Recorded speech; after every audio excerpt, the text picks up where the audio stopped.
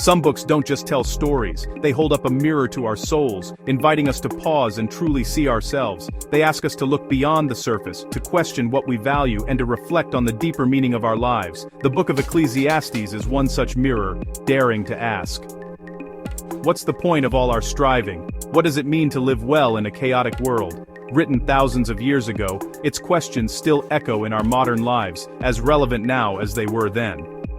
Ecclesiastes doesn't shy away from the big, uncomfortable questions that we all wrestle with at some point. Guided by the teacher, or Koheleth, a king who's tasted every pleasure and achievement, we're confronted with a startling message. Everything under the sun is Hevel, fleeting, like vapor. The teacher's voice is both wise and weary, shaped by a lifetime of searching for meaning in wealth, work, pleasure, and wisdom, only to find that all of it slips through our fingers like mist. Ecclesiastes doesn't offer easy answers. Instead, it challenges our assumptions about success and purpose. It asks us to reconsider what we chase after, and whether those pursuits truly satisfy us. The teacher's words cut through the noise of our ambitions, urging us to be honest about what really matters. The teacher sees the wise and foolish, rich and poor, all heading to the same end. No matter our status or accomplishments, time levels us all. This sobering truth can feel unsettling, but it also levels the playing field, reminding us of our shared humanity and the brevity of life. This raw honesty is what makes Ecclesiastes so powerful and relevant. Even today, it doesn't sugarcoat reality or offer false hope. Instead, it invites us to wrestle with life's uncertainties, to sit with our doubts, and to find wisdom in the questions themselves. But it's not a manual for despair. Rather, Ecclesiastes gently guides us toward a new perspective, one that finds beauty and meaning in the ordinary, in the moments we often overlook. It reminds us that even in a world full of uncertainty, there's still joy to be found. By stripping away illusions, the teacher points us toward a more authentic way of living. He encourages us to let go of the need for control, to accept the mystery of life, and to embrace the present moment with open hands and an open heart. He urges us to seek meaning not in grand achievements, but in the everyday moments of life. In laughter shared with friends, in the warmth of family, in the simple pleasures of food, work, and rest, we discover a deeper kind of fulfillment.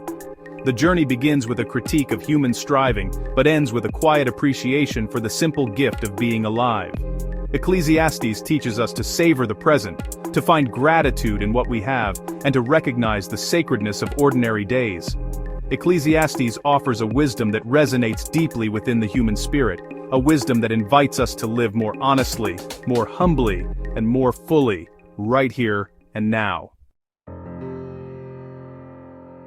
Ecclesiastes is more than a monologue, it's a dialogue between two voices, each offering a unique perspective on the human condition. This ancient text, often misunderstood, is a profound exploration of life's complexities and contradictions. The teacher, or critic, dominates most of the book, relentlessly exposing the futility of human effort and the illusions we cling to. He questions the value of our pursuits, whether they be wealth, wisdom, or legacy, and challenges us to confront the transient nature of our existence. He's the skeptic, the realist, dismantling our faith in wealth, wisdom, and legacy. His voice is one of disillusionment, urging us to see beyond the surface and recognize the ephemeral quality of our achievements. But there's also the author who frames the teacher's words and returns at the end to offer a final perspective. The author provides a counterbalance, suggesting that while the teacher's observations are valid, they are not the whole story. The author doesn't dismiss the teacher's critique, instead, he places it within a larger, more hopeful context. He acknowledges the teacher's insights but also points to a deeper, more enduring truth. This interplay is the key. The teacher gives us the raw data of human experience, while the author interprets it. Together, they create a dynamic tension that invites us to reflect more deeply on our own lives. The result is a book that's both brutally honest and deeply faithful. It doesn't shy away from the harsh realities of life, yet it also offers a vision of hope and meaning. The teacher's voice grounds us in reality. The author points us toward humility and trust. This duality encourages us to live with a sense of balance, acknowledging life's difficulties while also embracing its potential for goodness. Together, they create a tension that unlocks Ecclesiastes' wisdom. This tension is not meant to be resolved, but to be lived, as it reflects the true nature of our existence. Despite all the Hevel, life is not without meaning. The teacher's observations of life's fleeting nature are balanced by the author's call to find joy and purpose in the midst of it all. The dialogue invites us to respond with humility and hope. It challenges us to live authentically, to seek wisdom, and to find meaning in the everyday moments of our lives. The teacher's first profound insight is about time's relentless cycle. Generations come and go, but the earth remains. The sun rises and sets, rivers flow and return. In this endless procession, a single life feels brief and fragile. We chase legacy, but the teacher observes, we're soon forgotten, just like those before us. This challenges our obsession with productivity and achievement. If our time is so short, is frantic striving really the answer? The teacher isn't paralyzing us, he's urging us to reorient our priorities. Value the act of living itself, not just what you leave behind. Each moment becomes precious when we see how fleeting it truly is. The teacher doesn't shy away from the ultimate truth. Death comes for all, righteous or wicked, wise or foolish, everyone shares the same fate. In death, humans have no advantage over animals, all return to dust. This humbles us, stripping away pride and illusions of control. Why exhaust yourself for things you can't take with you? The certainty of death clarifies what truly matters. But this isn't a call to despair. Accepting mortality makes life more precious. The shadow of death makes the light of life shine brighter. Savor relationships, simple pleasures, and each day you're given.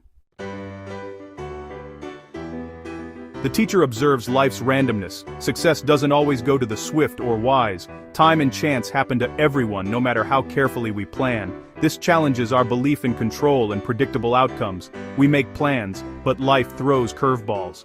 The teacher's wisdom.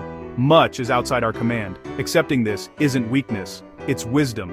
Let go of the illusion of control. Hold your plans lightly, adapt, and find peace in uncertainty. True freedom comes from learning to dance with life's unpredictability. It's a shift from control to resilience and humility. At the heart of Ecclesiastes is the word Hevel, smoke, vapor. It's not just meaningless, but something real, yet impossible to grasp. Wealth, pleasure, wisdom, they're all like trying to hold smoke. The teacher isn't a nihilist, he's a realist. Life's meaning can't be pinned down or possessed. Hevel is disorienting, like fog, obscuring clear answers. The teacher's quest. How to live well in a world of vapor. The answer: stop chasing the wind. Don't build your identity on what's fleeting. This isn't despair, it's liberation. Let go of the quest for permanent satisfaction in temporary things. Find stability and joy beyond what you can control. Hevel invites us to a new perspective on meaning. If life is Hevel and outcomes are uncertain, what remains? The teacher's answer. Focus on your attitude toward the present. The only place to truly live is right here, right now. Let go of anxiety about the future and regrets about the past. Find enjoyment in the simple realities of daily life. This isn't hedonism, it's gratitude and presence. Joy is found in the ordinary, not in distant achievements. Living with open hands means accepting what comes and finding peace in the journey. True wisdom is knowing what's within your control and letting go of the rest. The teacher's wisdom leads us to a profound yet simple truth. Find joy in the ordinary pleasures that fill our days. In a world that often urges us to chase after the next big thing, the teacher invites us to pause and notice the beauty in what's right in front of us. After all the frustrations and disappointments that life can bring, he points to a grounded solution. Enjoy your food, your work, your relationships. These are the moments that truly matter, the ones that shape our days and give them meaning. Happiness isn't found only in rare, extraordinary moments, but in the daily repeatable gifts that we so often overlook. The warmth of a morning coffee, the laughter of a loved one, the satisfaction of a job well done. These are treasures available to us all. Anyone can access this joy, regardless of wealth, status, or circumstance. It's not reserved for the privileged or the powerful, but is open to every person willing to notice and appreciate the simple things. The person who delights in simple things has discovered a secret that the powerful and ambitious often miss. There is a quiet richness in savoring a meal, tending a garden, or sharing a moment of peace. The teacher, who had everything the world could offer, ultimately found the most real and lasting happiness in the ordinary. He realized that chasing after more only leads to emptiness, while contentment is found in the present. This ability To enjoy life's simple gifts is itself a gift from God, a sign of grace in a world filled with uncertainty and Hevel, the fleeting nature of life. Gratitude for the ordinary pushes back against chaos and anxiety. It grounds us, reminding us that even in the midst of life's storms, there is beauty to be found. We create meaning and contentment in our daily routines, in the small acts of care and attention that fill our lives with purpose. So, stop chasing the wind. Instead, delight in the bread, the wine, and the sunshine of today. Let yourself be present, and let these moments fill you with peace. This is the enduring wisdom of Ecclesiastes, that true joy is found not in what we lack, but in cherishing what we already have. As the teacher's voice fades, the author steps in with the final word. The journey through Ecclesiastes leads to one crucial virtue: humility.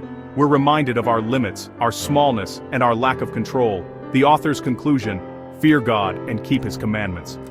This isn't terror, but awe and trust in the one who is in control. Even when life seems random, there's a larger purpose at play. The author adds hope. God will bring justice and reveal true meaning. Ecclesiastes ends not in despair, but in quiet confidence. Our response isn't to master the world, but to trust the one who does.